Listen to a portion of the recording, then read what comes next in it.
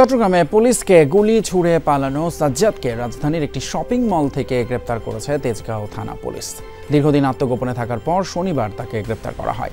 তেজগাঁও থানার ভারপ্রাপ্ত কর্মকর্তা মোবারক হোসেন বিষয়টি নিশ্চিত করে বলেন, বসুন্ধরা শপিং মলে সাজ্জাদকে দেখতে তেজগাঁও থানার টহলরত পুলিশকে জানায় স্থানীয় জনতা।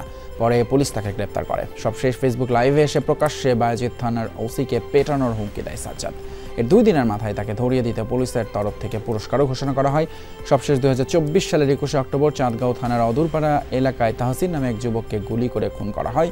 ওই ঘটনায় চাঁদগাঁও থানায় তাহসিনের বাবার করা মামলার প্রধান আসামি করা হয়েছে পুলিশের তালিকাভুক্ত সন্ত্রাসী সাজ্জাদ হোসেন ওরফে ছোট সাজ্জাদকে। এছাড়াও চাঁদার জন্য বিভিন্ন ভবনে প্রকাশ্যে অস্ত্রবাজি সহ বিভিন্ন অপরাধের সঙ্গে সাজ্জাদ জড়িত বলে দাবি পুলিশের। বসুন্ধরা সিটি শপিং মলে চট্টগ্রামের শীর্ষ সন্ত্রাসী ছোট সাজ্জাদ তার ওয়াইফকে নিয়ে শপিংয়ে আছে। ওখান থেকে আমাদের একজনের সংবাদ দেয় মোবাইল ফোনে, এবং আমি দ্রুত ঘটনাস্থলে যাই। ওখানে আমাদের দায়িত্বরত যে টহল ডিউটি সহায়তায় এই ছোট সাজ্জাদকে গ্রেপ্তার করি। সে চট্টগ্রামের শীর্ষ সন্ত্রাসী, তার বিরুদ্ধে হত্যা সহ একাধিক মামলা চট্টগ্রামে রয়েছে বলে বিশ্ব সূত্রে জানতে পারি।